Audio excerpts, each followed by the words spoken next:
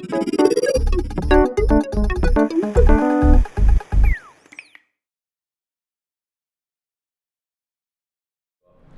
welcome to 64 Degrees in Brighton. My name is Michael and we're going to be cooking for you asparagus, almond and grapefruit.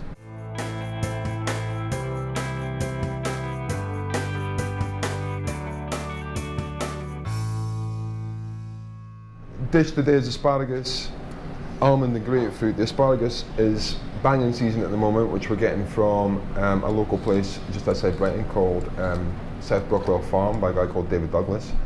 Some of the best asparagus I've ever had. The dish today will be done by Sam, who's our head chef, focusing on techniques which will involve simply cooking the asparagus. It'll have a ISI, which is an aerated Hollandaise in one of those canisters, and then we're going to be doing different textures of grapefruit, which will be candied, more like a marmalade. Okay, so the dish we're going to do is asparagus, grapefruit, hollandaise and almond. I'm going to start by just getting the juice from the grapefruit. So we're not going to do a shallot vinegar reduction, it's literally just going to be the acidity from the grapefruit. This dish was designed by our top chef Sammy. We had a similar dish on last year when asparagus was on, but he's elevated it to adding 3 different kinds of grapefruit, and this dish is outstanding and has been so good we've kept it on the whole time that asparagus has been on this year. So we've got the juice, we'll come back to that later to make the hollandaise. Got the asparagus here which we're going to prep down. And the asparagus, I think Michael's mentioned before, it's come from David Douglas at South Brockwells Farm, and this asparagus is outstanding. Just going to get rid of the woody bits, but we use most of that for a puree for another dish. So just want to strip it back a little bit. This is merely just to make it look a little bit pretty. The other elements of the grapefruit is a grapefruit marmalade that we've used using the skin, taking away the pith so it's not bitter, and then we cook it 3 times just to get the bitterness even more out and add some sugar, and we've essentially made a grapefruit marmalade. And I think just a little bit of that on the dish sets it above the rest. Okay, just going to crack the eggs for the yolk for the hollandaise. This recipe makes about just under a litre of hollandaise that we then put into an ISI gun to make a foam. I find sometimes hollandaise can be quite claggy, well not claggy but rich. So just by putting it in the gun, just aerates it and just makes it lighter.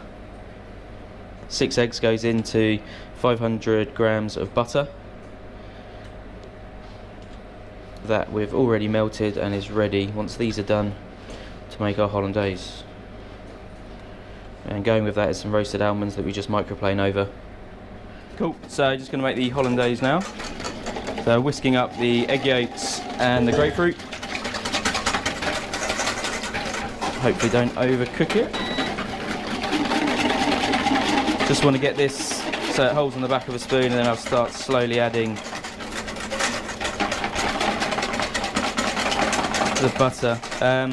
Using the ISI gun, you don't have to have the hollandaise ultra thick like you would do a normal standard hollandaise, because once you put it into the gun it will pressurise and create the foam. So we're not after a really thick, heavy hollandaise. We want the flavour of the beautiful butter, but we don't want it to be really, really thick.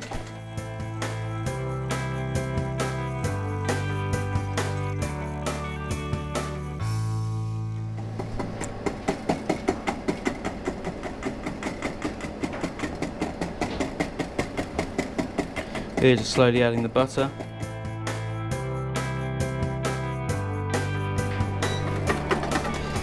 Sort of consistency, as I said, it's not as thick as a traditional hollandaise, but I think it's got the right texture that will be perfect for going into the gun and making a hollandaise foam with grapefruit. Okay, so this is the hollandaise that I made earlier.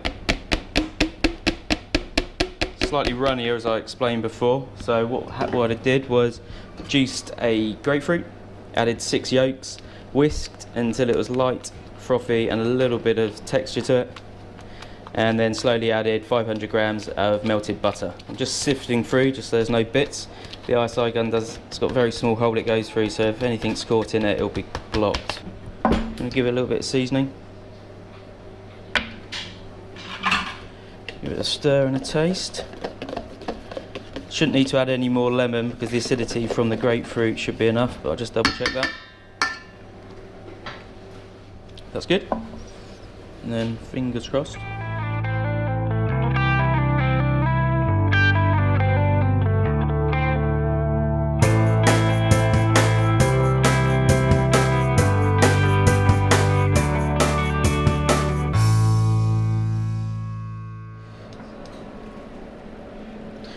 So, cook the asparagus. We don't boil it like you would maybe have seen before. It's in a butter and water emulsion. It's about 70% butter, 30% water. We'll just find that it sort of coats the asparagus as you're cooking and retains the flavour as well. Don't want it on a searingly high heat. We've got induction here. We put it on to about 1,000 kilowatts. Yeah, at home, medium to high heat. You don't want the butter splitting, but the water will help that anyway. Okay, so the water and the butter's come to one. Starting to get a few bubbles, so I'm going to pop the asparagus in.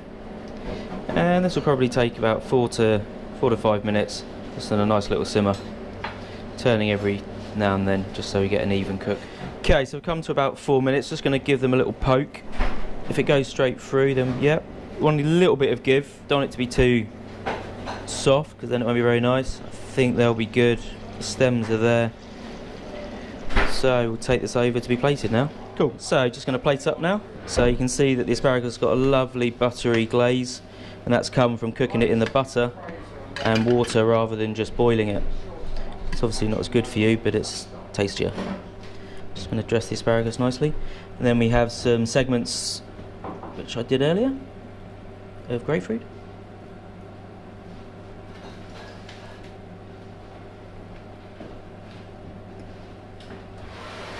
And this, I think, is the winner. The grapefruit marmalade just adds another beautiful touch to the dish. Don't want too much, it's quite overpowering. That should be enough. Then we'll go for the hollandaise that we made earlier in the gun. Just going to have a little shake.